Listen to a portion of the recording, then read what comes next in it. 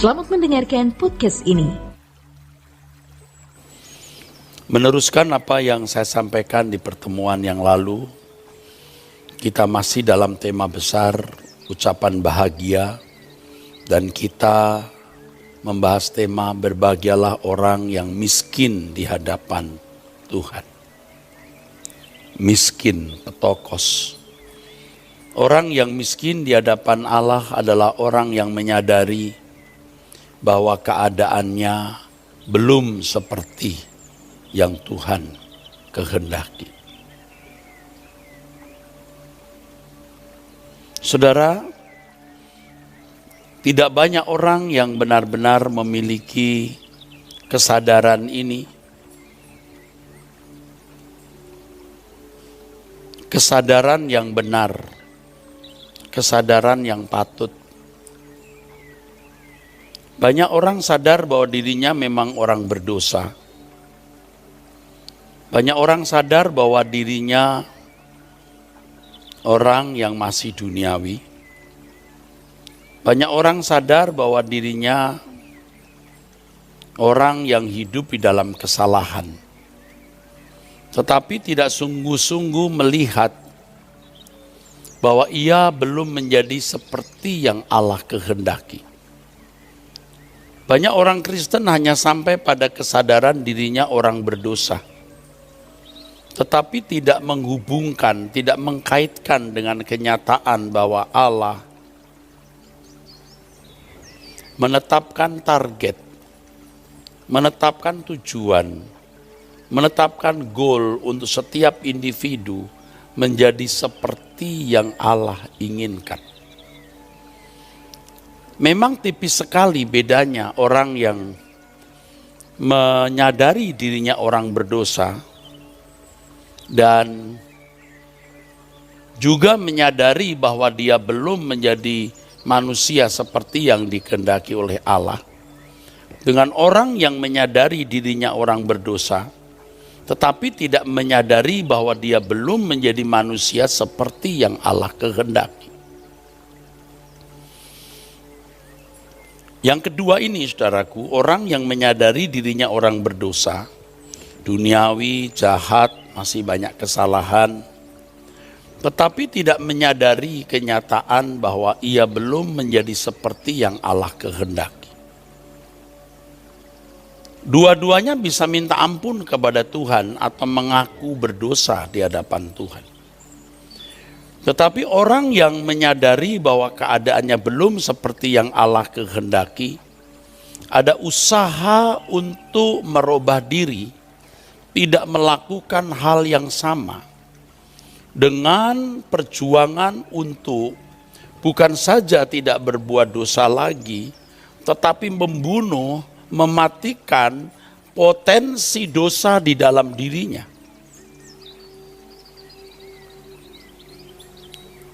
Tetapi orang yang menyadari dirinya orang berdosa, tapi tidak menyadari bahwa ada target yang harus dia capai.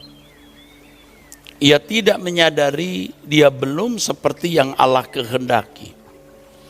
Ia tidak menghubungkan, ia tidak mengkaitkan keberadaannya yang berdosa ini dengan target yang harusnya dia capai, menjadi manusia sesuai rancangan dan kehendak Allah. Maka ia cukup mengaku dosa dan minta ampun, dan setelah itu dia merasa dia sudah terbebas dari dosa. Dan jika dia berbuat dosa, jika ia berbuat salah lagi, ia merasa memiliki jaminan pengampunan oleh darah Yesus yang setiap saat bisa menghapus dosanya. Dia mengaku dosa lagi, dia minta ampun lagi, dan seterusnya. Apa yang terjadi, saudara? Orang yang hanya menyadari keberadaannya yang berdosa, maka dia akan menyadari dosa-dosanya secara umum.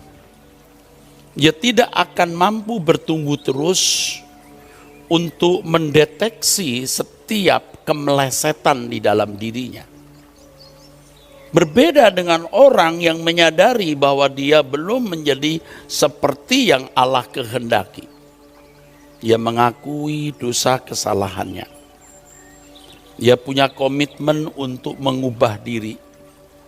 Bukan hanya tidak melakukan dosa yang sama, tetapi membunuh, mematikan potensi dosa yang ada di dalam dirinya. Sehingga yang dia ratapi bukan hanya kesalahan yang dia lakukan, tetapi yang dia ratapi juga keadaannya. Keadaannya yang berpotensi berbuat dosa itu. Keadaan yang berpotensi masih bersalah. Sebab potensi dosa di dalam diri seseorang itu hanya orang itu yang tahu.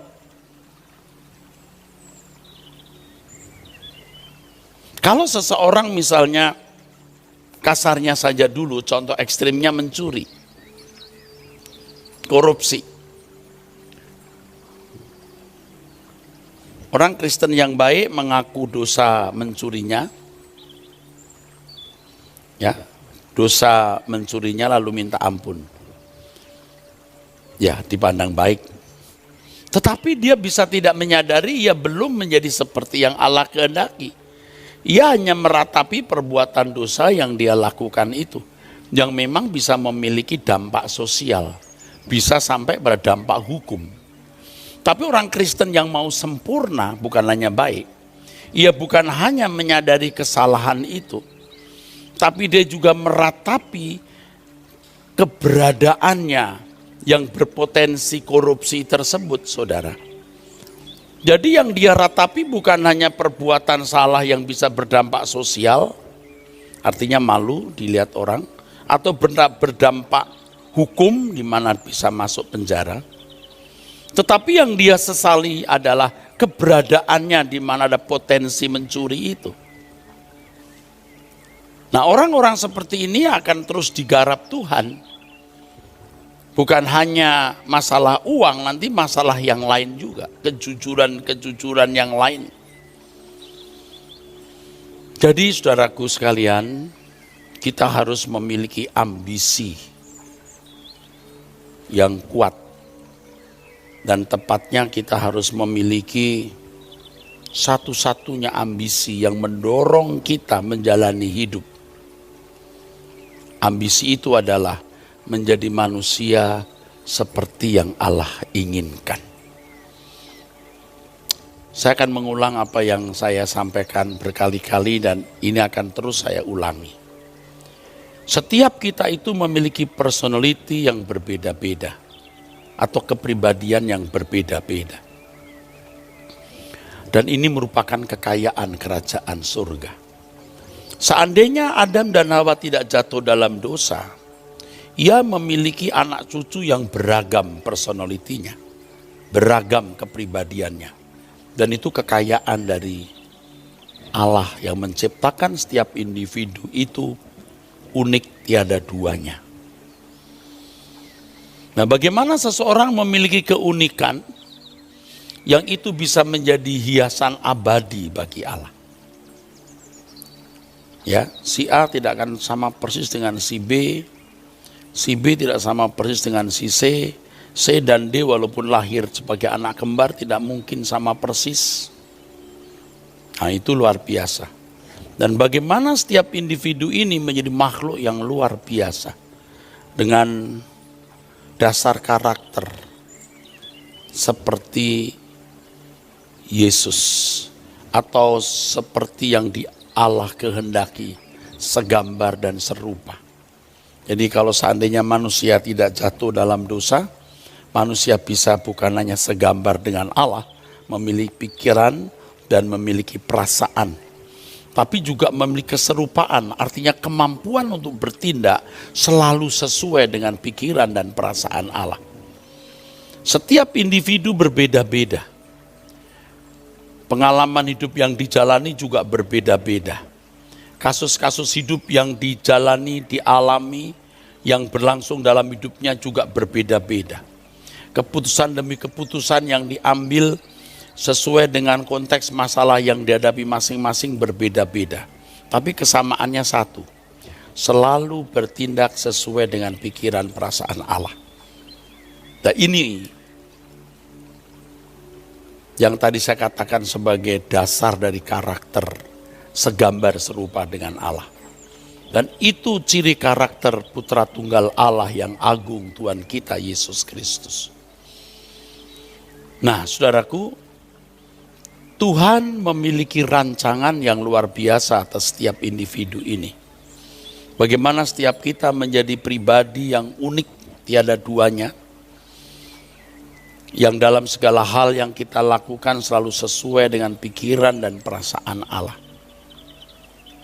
Nah, oleh sebab itu setiap orang harus berperkara dengan Tuhan, berurusan dengan Tuhan, saudara. Jadi setiap kali kita berbuat sesuatu yang kita pandang salah, kita mengakui kesalahan itu dan berkomitmen tidak mengulanginya. Tapi sekaligus juga kita melihat kenyataan bahwa kita belum menjadi manusia seperti yang Allah kehendaki. Fase-fase yang akan dilalui setiap kita adalah fase-fase di mana perbuatan salah yang kita lakukan adalah perbuatan salah yang di mata manusia juga salah. Yang di mata umum juga suatu pelanggaran. Ini fase pertama, kita harus lewati. Yang namanya mencuri, membunuh, berzina, suka bohong, nah itu ya, harus diakui dan fase ini harus dilalui. Orang tidak mungkin menjadi sempurna kalau baik saja tidak. Jadi harus dari jahat menjadi baik, dari baik, nah baru masuk. Nah, banyak orang Kristen hanya berhenti sampai jadi baik. Yang dia sadari hanya kesalahan-kesalahan umum. Ya, tadi marah, tadi pukul orang, ya. Tadi melakukan perbuatan ini, perbuatan itu yang memang menurut kacamata dan pandangan umum juga salah, bahkan bisa memalukan. Tetapi setelah dia mengaku dosa, minta ampun, dia merasa bahwa dia sudah menyelesaikan kesalahan itu di hadapan Tuhan dan selesai. Tetapi kekristenan mengajarkan kita bukan begitu. Miskin di hadapan Allah. Kalau hanya mencuri, membunuh, berzina itu miskin di hadapan manusia. Karena orang yang melakukan hal-hal tersebut dipandang miskin akhlaknya di hadapan manusia lain. Ya. Kita miskin di hadapan Allah, standar kita itu Allah. Bukan hanya manusia. Tetapi kalau standar umum saja kita sudah rendah, ya kita tidak bisa masuk standar yang lebih tinggi, saudara. Itulah sebabnya miskin di hadapan Allah, kesadaran bahwa kita belum menjadi manusia seperti yang dikehendaki oleh Allah. Makanya kalau kita melakukan pelanggaran yang sifatnya secara umum juga salah, itu sakitnya bukan main, bukan main. Karena kalau kita melakukan hal-hal tersebut, kita akan gagal menjadi saksi Kristus. Sebab menjadi saksi Kristus itu kita harus menampilkan kehidupan anak Allah yang modelnya adalah Yesus. Kalau kehidupan baik secara umum saja tidak kita miliki, bagaimana memiliki kehidupan sempurna seperti anak Allah? Bagi pelayan-pelayan Tuhan yang mengasihi Tuhan, ia akan menjadi sangat gentar, ya, sangat takut terhadap yang namanya pelanggaran umum. Karena hal itu bukan hanya membuat ia akan tertolak dari surga, pasti tertolak. Tapi akan tertolak oleh manusia di sekitarnya. Artinya dia gagal menjadi saksi. Dia gagal menjadi pelayan Tuhan. Maka orang yang mengasihi Tuhan, walaupun berantakan moralnya, dia akan berusaha untuk keluar dari keadaan berantakan moralnya itu untuk menjadi baik dulu. Tapi kalau orang sudah tidak mengasihi Tuhan, seringkali kompromi. Ia tidak memiliki daya juang yang tinggi seperti kalau orang mengasihi Tuhan. Berbahagialah orang yang mengasihi Tuhan, karena ia rindu untuk menjadi pelayan Tuhan, menjadi saksi Tuhan yang baik ya. Sebab ia tidak ingin menjadi batu sandungan. Saya kadang-kadang juga tidak mengerti kenapa ada orang-orang yang tega melakukan hal-hal tertentu yang itu bisa menghancurkan pelayanannya. Padahal melayani Tuhan itu luar biasa, saudara. Agung dan mulianya. Nah, saya teruskan, saudara. Kalau kita mengasihi Tuhan dan kita mengerti bahwa kita berkeadaan belum seperti yang Allah kehendaki, kita membereskan diri kita untuk menjadi baik, ya, itu sudah pasti, Tidak ingin melakukan apa yang disebut pelanggaran moral atau pelanggaran yang memalukan, yang bisa memadamkan, membunuh, menutup kesempatan melayani di tengah-tengah masyarakat. Selanjutnya, saudara, dia akan mendapatkan kepekaan untuk mengerti apa yang Tuhan kehendaki di dalam hidupnya. Belum menjadi seperti yang Allah kehendaki. Saya ambil contoh misalnya si A. Allah memiliki rancangan untuk si A menjadi manusia seperti yang Allah kehendaki. Si A mengasihi Tuhan. Dia berjuang untuk bisa hidup secara santun, secara sopan di mata masyarakat. Karena ia tidak ingin menjadi batu sandungan. Ia mengasihi Tuhan. Dia mau melayani pekerjaan Tuhan. Tapi dia akan bertarung dengan kerendahan akhlak atau rendah moralnya. Nafsu-nafsu rendah di dalam dagingnya, saudaraku. Ia akan berjuang hebat di situ, saudara. Tetapi ini pasti dia bisa lewati. Tuhan juga pasti menolongnya. Selain Tuhan juga melatih dia untuk membunuh nafsu-nafsu rendahnya, hasrat-hasrat pribadinya yang bukan saja tidak berkenan di hadapan Allah, tapi di pandangan mata manusia juga rendah. Dia akan berjuang, saudara. Nah, si A akan terus dibawa Tuhan bertumbuh. Ya, ini standar yang benar ya. Setiap kali dia melakukan satu kesalahan, dia mengakui kesalahan itu, saudara, dan berkomitmen tidak melakukan hal yang sama. Tuhan akan mengajarkan dia kedalaman kesucian yang lebih tinggi. Memang tidak membunuh, saudara, ya memang tidak mencuri atau berzina. Tapi kesombongan-kesombongan terselubung. Cerita yang dielaborasi, ditambah-tambahi supaya asik, itu juga dusta. Dan banyak lagi, saudara. Keinginannya memiliki sesuatu, kebanggaannya dipuji, ya. Dan banyak yang tidak bisa saya sebutkan satu persatu karena memang tidak saya siapkan. Dan itu tentu juga beda satu dengan yang lain dan tidak mungkin bisa dikemukakan semua. Saya sudah katakan setiap individu itu unik dan Tuhan menggarap masing-masing itu unik. Tapi setiap kali dia berbuat salah, dia akan sadari kesalahan itu. Kalau saya, ini tentu yang paling bisa saya lihat diri saya, waktu di mimbar sombong, saya tahu saya sombong mengucapkan kalimat itu. Saya tidak tulus itu. Nah, pulang, waktu berdoa kita mengakui kesombongan itu, kita sedih. Kita bukan hanya meratapi kesombongan yang kita lakukan, tapi potensi melakukan kesombongan tersebut. Dan konyolnya kita lakukan hal yang sama di lain waktu.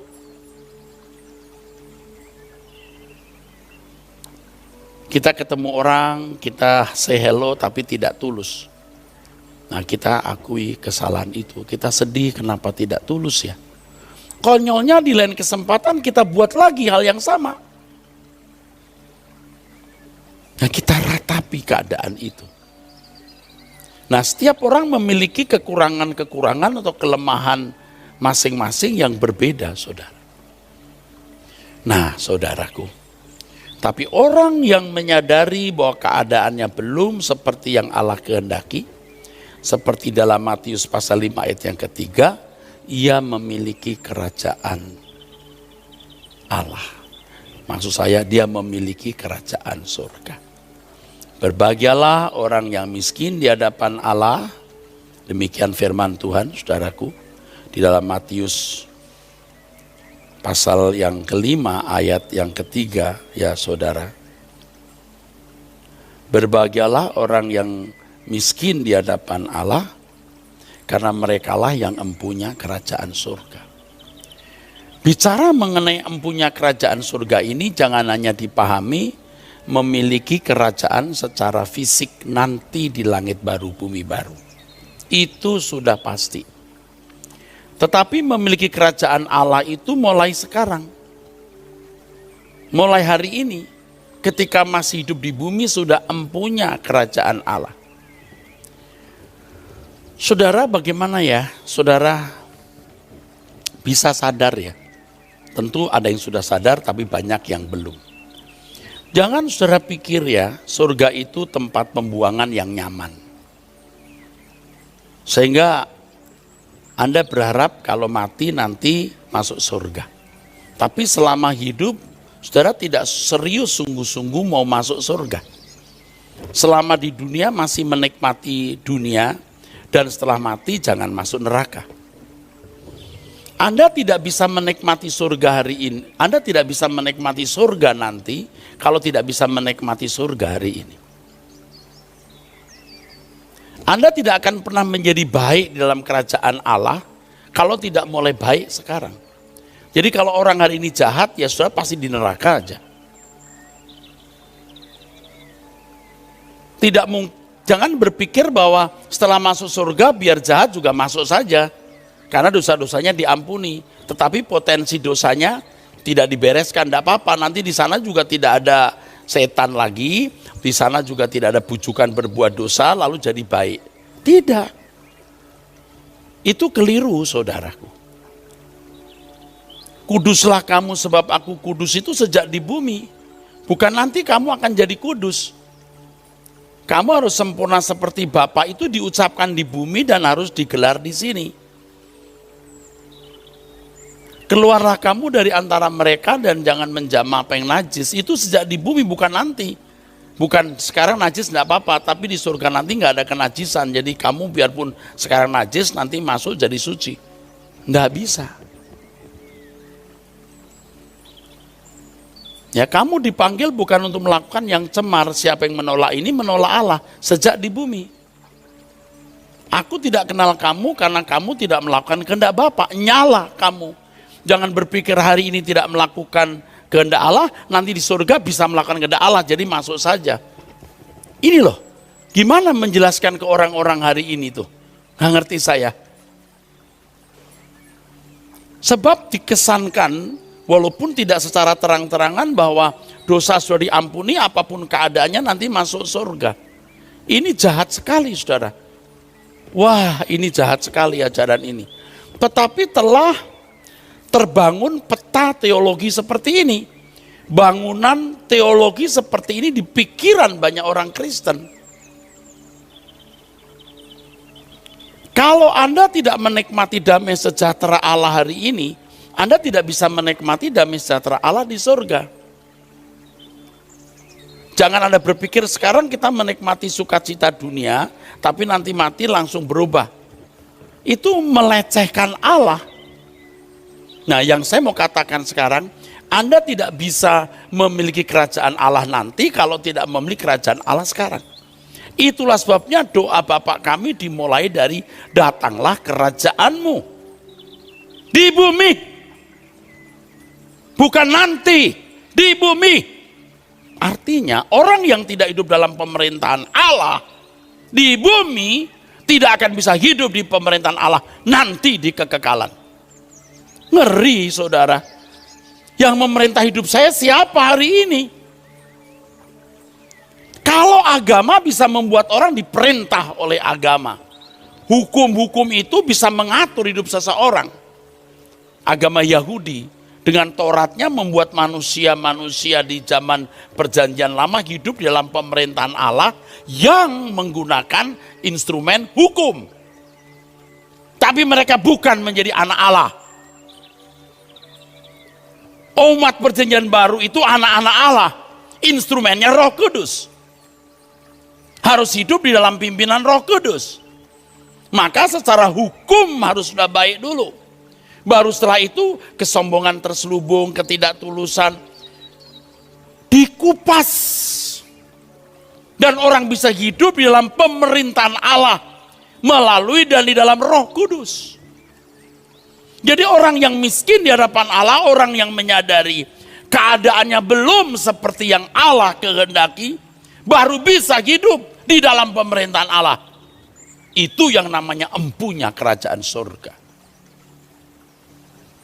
Ini kalau ada jemaat saya suruh tepuk tangan, karena nggak ada jangan tepuk tangan. Luar biasa. Saya juga bertanya kepada diri saya sendiri, Erastus, kamu sudah hidup dalam pemerintahan Allah belum? Saya juga persoalkan ini.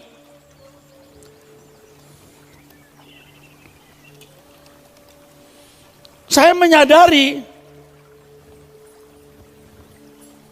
kalau hanya melakukan hukum kita mati-matian dalam waktu beberapa tahun bisa.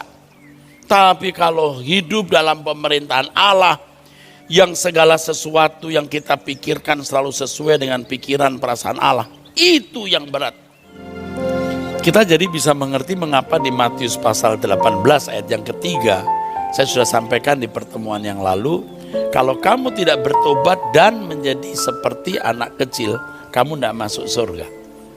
Kamu tidak memiliki kerajaan Allah. Kenapa? Kamu tidak bisa diubah. Anak kecil di sini usia efektif dididik. Menggunakan kata paidion. Tepat sekali saudara, itu anak usia 7 sampai 14 tahun.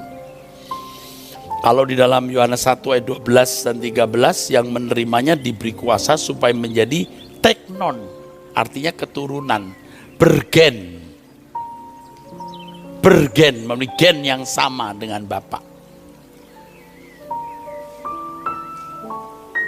Tepat sekali saudara. Luar biasa firman Tuhan itu saudara.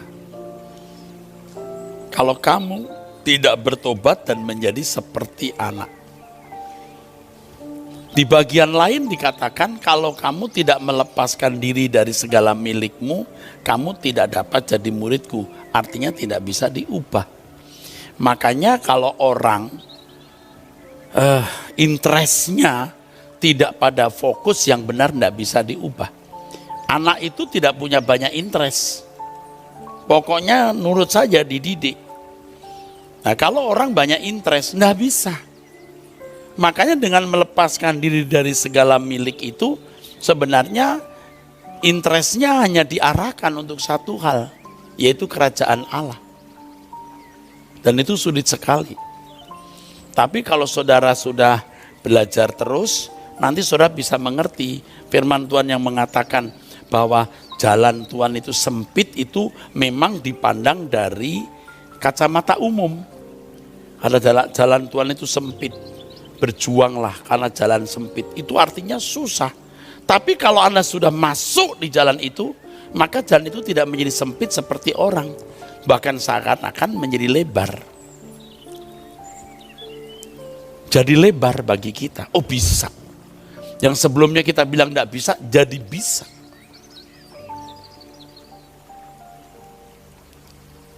Saudara mendengar puji-pujian kita diiringi oleh saksofon saudaraku. Ya. Sopran atau kadang-kadang tenor ya saudara. Saya belajar saksofon sejak 7-8 tahun yang lalu.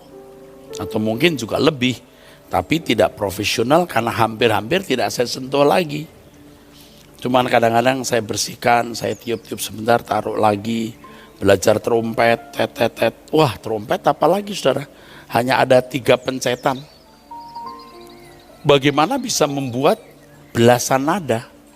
3. Ternyata bukan hanya pencetannya, bibirnya pun juga harus pas. Jadi waktu belajar trompet pertama itu, pelatih saya, mentor saya berkata, coba you tiup deh, Bapak tiup kalau bisa, pokoknya mau dikasih apa gitu, coba. Wah, nggak bunyi. Karena nggak tahu caranya, baru diajarkan.